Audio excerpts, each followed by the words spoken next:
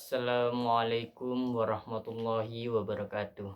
Alhamdulillahirrabbilalamin. Wassalatu wassalamu ala asrafil anbiya'i wal mursalin Sayyidina wa maulana Muhammadin wa ala alihi wa sahbihi ajmain, amma ba'du. Perkenalkan, nama saya Fuadi Bawazir dengan NIM B01219015. Dalam 7 menit ke depan saya akan menjelaskan tentang mengapa harus sholat dalam berjudul Kecanduan Sholat karangan Marenda Darwis.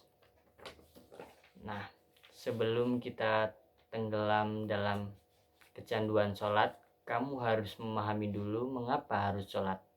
Karena tahu sebab musabab dan tujuan kenapa kita harus sholat, pasti kenyamanan dan stamina kita untuk merasakan nikmatnya sholat hanya akan seperti hangat-hangat tai ayam. Sholat kita hanya sesuai selera dan ngikutin mood saja. Suatu saat males, tapi di lain waktu males banget.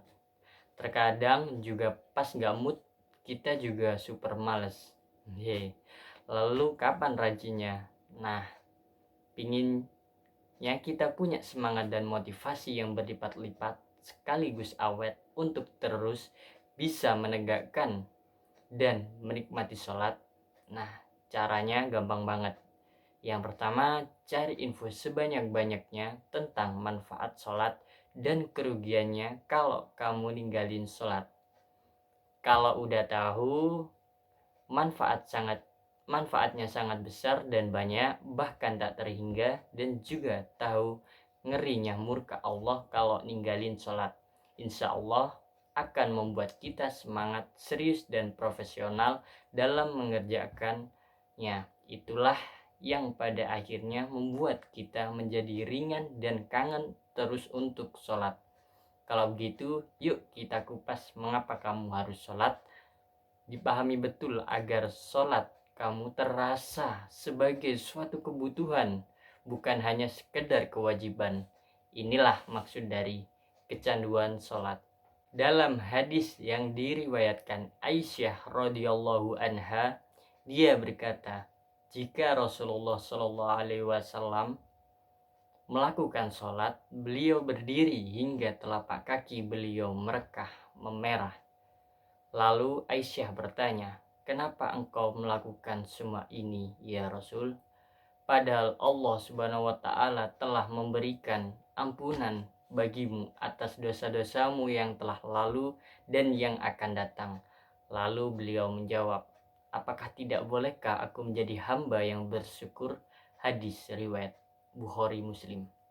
Masya Allah, Rasulullah kembali mengajarkan kepada kita bahwa beliau sholat bukan karena ingin surga atau takut neraka, tapi karena sebagai bentuk terima kasih dan syukurnya kepada Allah.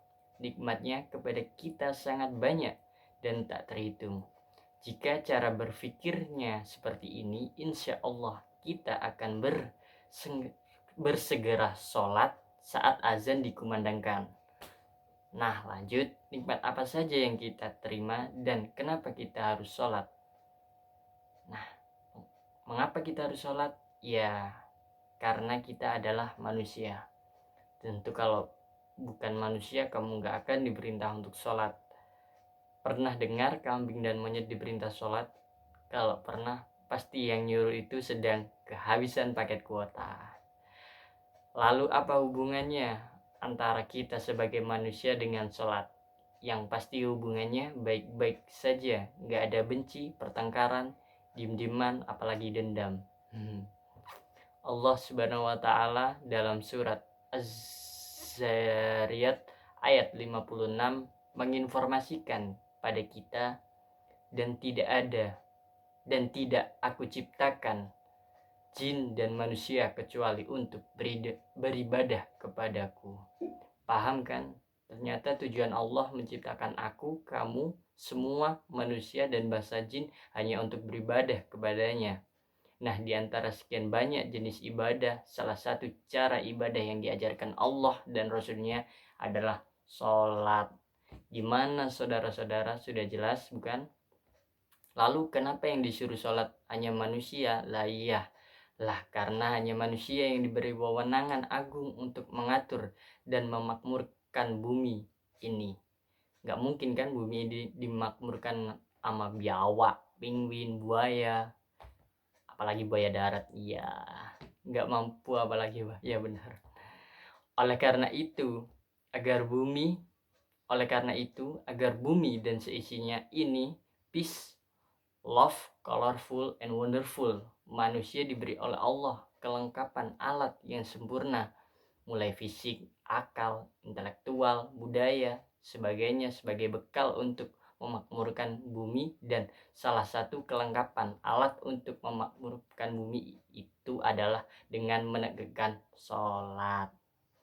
Nah, mungkin hanya itu yang bisa saya sampaikan pada pertemuan kali ini.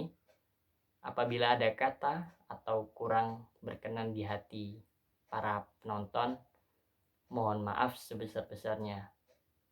Akhirul kalam. Assalamualaikum warahmatullahi wabarakatuh.